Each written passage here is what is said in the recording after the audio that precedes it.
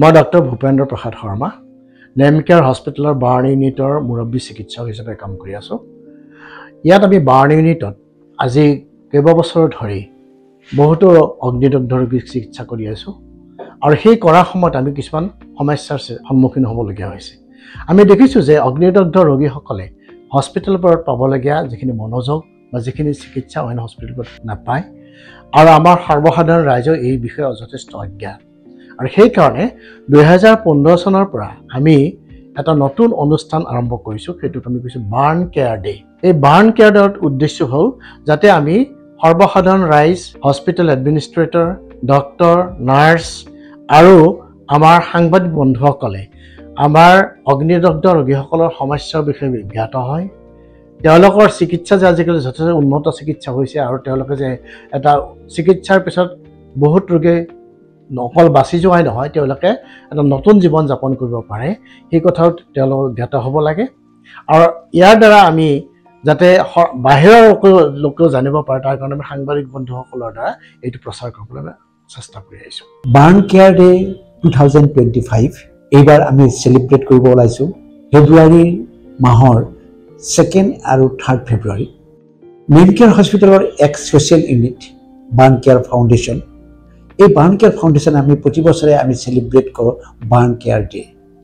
Burn care ডেৰ দ্বাৰা আমি মানুহক সজাগ কৰিব খোজোঁ জুইৰ পৰা ৰোগীৰ ক্ষেত্ৰত।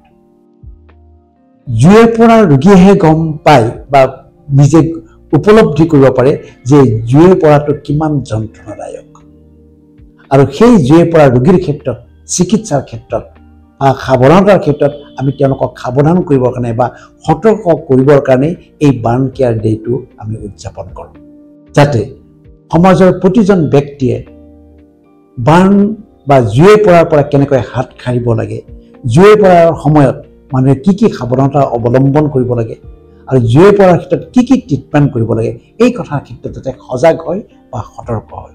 যোৱা কেইবছৰৰ পৰা আমি ইয়াৰ লগতে ডক্টৰ আৰু নাৰ্ছৰ কাৰণে এটা প্ৰশিক্ষণৰ কাৰ্যসূচীও আৰম্ভ কৰিছোঁ, যিটোক আমি এছেঞ্চিয়েল বাৰ্ণ কেয়াৰ ট্ৰেইনিং বুলি কয়। আৰু এই বছৰ আমি 2025 চনৰ 2 ফেব্ৰুৱাৰী তাৰিখে মাধৱদেৱ অডিটৰিয়াম, শংকৰদেৱ কলাক্ষেত্ৰত 9:30 বজাৰ পৰা এই অনুষ্ঠানটো আৰম্ভ কৰিম, য'ত দ্য আছাম ট্ৰিবিউনৰ এক্সিকিউটিভ এডিটৰ শ্ৰী প্ৰশান্ত জ্যোতি বৰুৱা ডাঙৰীয়া উপস্থিত থাকিব মুখ্য অতিথি হিচাপে, আৰু গভৰ্ণমেণ্ট অফ আছামৰ নেশ্যনেল হেল্থ মিছনৰ mission director doctor S Lakshmanan থাকিব গেষ্ট অনাৰ হিচাপে। তদুপৰি doctor Umesh Phangchu, director of health services, government of Assam, তেখেতো থাকিব গেষ্ট অনাৰ হিচাপে, আৰু Shrimati Indrani Laskar, joint secretary health, তেখেতো আমাৰ বিশেষ অতিথি হিচাপে অনুষ্ঠান থাকিব। তদুপৰি মুম্বাইৰ পৰা বাৰ্ণ আৰু plastic surgeon doctor Binita Puri আহিব, তেখেতেও আমাৰ অগ্নিদগ্ধ ৰোগীৰ সমস্যাবোৰৰ বিষয়ে ক'ব। তদুপৰি প্ৰাথমিক সাহায্য আৰু আমাৰ প্ৰতিৰোধৰ বিষয়ে বিশেষকৈ এটা বক্তৃতা অনুষ্ঠিত কৰিব। আৰু এইবাৰ আমি আপোনালোকক জনাব পৰা সুখী হৈছোঁ যে গভৰ্ণমেণ্ট অফ আছামৰ ফালৰ পৰা তেখেতসকলৰ চৰকাৰী হস্পিটেলৰ ডক্টৰসকলক এই প্ৰশিক্ষণৰ কাৰণে পঠিয়াবলৈ ঠিক কৰিছে। গতিকে আমি 2টা দিনত আমি ডক্টৰসকলৰ প্ৰশিক্ষণৰ ব্যৱস্থাও কৰিম।